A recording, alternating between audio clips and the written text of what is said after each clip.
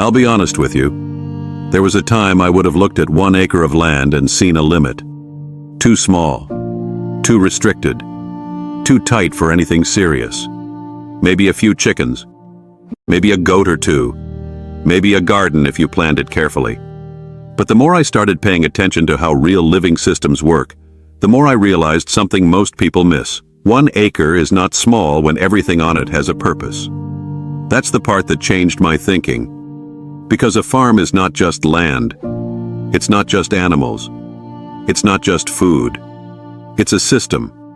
And when a system is designed well, one thing feeds the next. Waste becomes input. Problems become resources.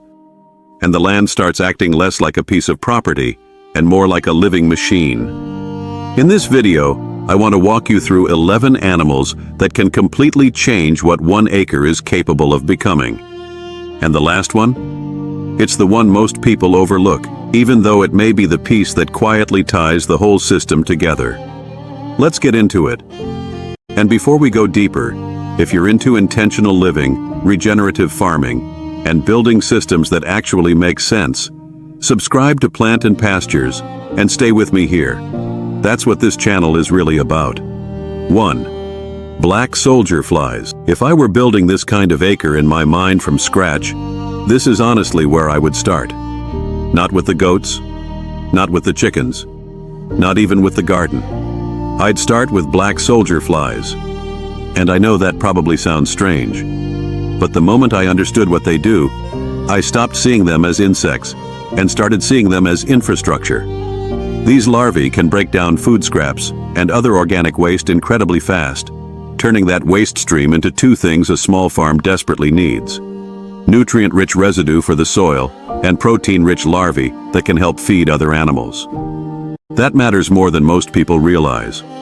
Because on a small piece of land, the real question is not just, what can I raise? The real question is, how many times can one input serve the system before it leaves? That's why black soldier flies matter. They take what looks useless and return it to the farm as value. And to me, that's where a real 1 acre system begins. Not with expansion, but with conversion. 2. Nigerian dwarf goats. I used to think of goats as chaos with hooves. And to be fair, sometimes they still are. But once I started seeing land in terms of function, I understood why goats are so valuable. Nigerian dwarf goats are small, adaptable browsers that can help clear brush, vines, weeds, and rough overgrowth far more efficiently than most people expect from such a compact animal. On a small acre, that means they can help turn neglected or crowded space into usable ground again. What I like about them is that they feel active. They don't just sit on the land. They change it. They open pathways. They reduce invasive growth. They prepare sections for what comes next. But I would never romanticize them too much. Goats are smart. They test fences. They challenge weak systems. And maybe that's part of why they belong in this kind of video. Because they remind me that a good farm design is not just about choosing useful animals. It's about creating boundaries strong enough to hold their energy. 3. Ducks. This is one of those animals that changes the feel of the whole place. Because ducks don't work loudly. They don't scratch up the ground the way chickens do, and they can be excellent foragers for slugs, snails, and other pests that cause trouble in gardens, especially in damp areas. That makes them incredibly useful in systems where you want pest control without as much soil disturbance. And that's what I find so interesting about them. They don't look dramatic. They don't feel impressive from a distance. But then you picture them moving through a garden edge or wet patch of land, quietly cleaning up the problems that would otherwise reach your crops. That's the kind of animal I love in a system like this. The kind that does its job without demanding attention. Especially breeds like Indian runners, which are known for active foraging and constant movement. They almost feel like the patrol team of the acre. 4. Quail. Quail are one of those animals that force you to rethink what productive really means. Because they're tiny. Their housing can be compact. Their feed use is relatively low, and yet their output can be surprisingly consistent when managed well. Some quail begin laying as early as 6 to 8 weeks, which is part of why they are so appealing in tight systems built around quick turnover and efficient protein production. On a 1-acre setup, that kind of speed matters. But what makes them really interesting to me is not just the eggs. It's the contrast. They take up so little room, and yet they still ask you to be precise. Housing matters. Airflow matters. Cleanliness matters. Floor design matters. They're a good reminder that a small animal doesn't mean a careless setup. Sometimes the smallest units in a system demand the most intentionality. 5. Baby doll sheep. I used to lump sheep and goats together in my mind. Now I don't. Because goats feel like browsers. Sheep feel like maintainers. And baby doll sheep especially are valued in orchards and vineyards because their small size and grazing style make them useful for keeping grass and understory growth down without causing as much damage to trees as larger or rougher animals might.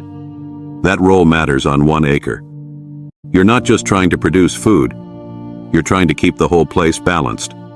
That's why baby dolls stand out to me. They feel like the animal version of steadiness. Not flashy, not intense, just consistent. And honestly, every system needs that. If you've made it this far, then you already understand this video is not really about collecting animals. It's about learning to see land differently. And if that kind of thinking is your thing, subscribe and stay connected to the channel. 6. Rabbits. Rabbits change the way I think about manure. Most people hear animal waste and immediately think complication, composting, odor, management headaches. But rabbits are different. Rabbit manure is often described as a cold manure, which means it is much less likely to burn plants than hotter manures. And many growers use it with minimal aging compared with poultry manure. For a small farm, that makes rabbits feel less like a side animal and more like a fertility tool. And then there's the other side of rabbits. They reproduce fast. That's either a benefit or a problem, depending on how honest you are with your planning. What I like about rabbits in this system is that they sit right at the intersection of efficiency and responsibility. They can give you fertility, protein, and waste conversion in a very small footprint. But they also force you to think ahead. And I like animals that demand that.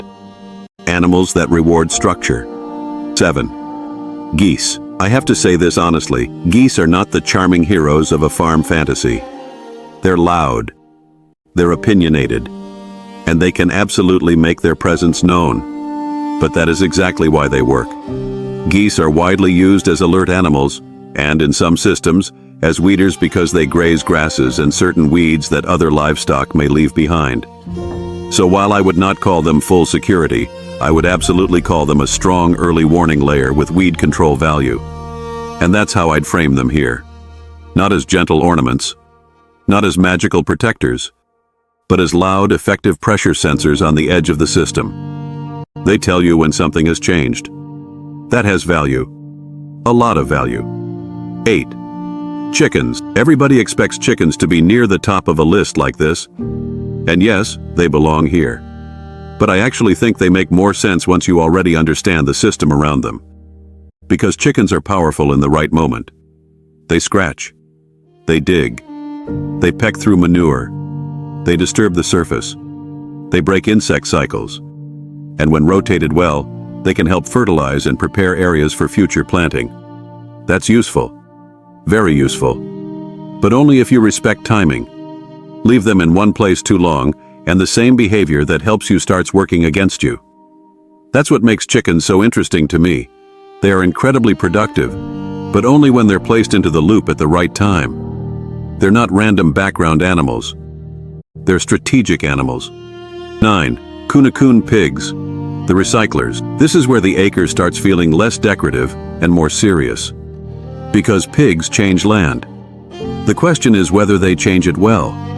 Coon pigs are often favored on smaller farms because they are generally calmer, more pasture-oriented, and less aggressively destructive than many conventional pig breeds, especially when managed correctly. They still need thoughtful space management, but they're one of the breeds that make people rethink whether pigs automatically mean devastation. That's why they belong in this system. They can help process fallen fruit, forage, graze, and turn biomass into manure and motion. They feel like the part of the acre that takes whatever is building up and pushes it back into usefulness. To me, that's the real beauty of a well-chosen animal. Not what it is in isolation, but what problem it solves in context. 10. Bees. The invisible multiplier. Bees may be the easiest animal on this list to underestimate, because they don't feel like livestock in the usual sense. You're not walking them. You're not rotating them through paddocks. You're not watching them clear brush or scratch up compost. And yet they may increase the productivity of the entire place more quietly than almost anything else. Bees support pollination, which directly affects fruit set, seed production, and overall biodiversity in plant-heavy systems. In other words, they don't just add honey potential, they amplify everything flowering around them. I love that. I love the idea that one of the most powerful forces on the land is almost invisible. That feels true in farming. And honestly, it feels true in life too. The biggest changes are not always the loudest ones. 11. Fish. And now we get to the one I think most people don't picture when they imagine a 1-acre farm. Fish. Not because they're exotic, not because they're flashy, but because they complete something. Integrated fish farming systems are built around nutrient cycling.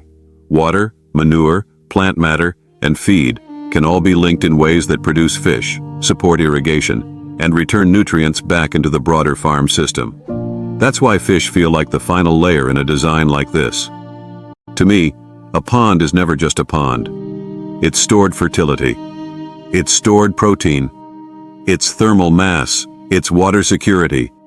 It's another living zone on the land doing work even when nobody is standing next to it. And that's the moment the acre stops looking small. Because now you're no longer looking at isolated parts. You're looking at a loop. And I think that's really the point of this whole video.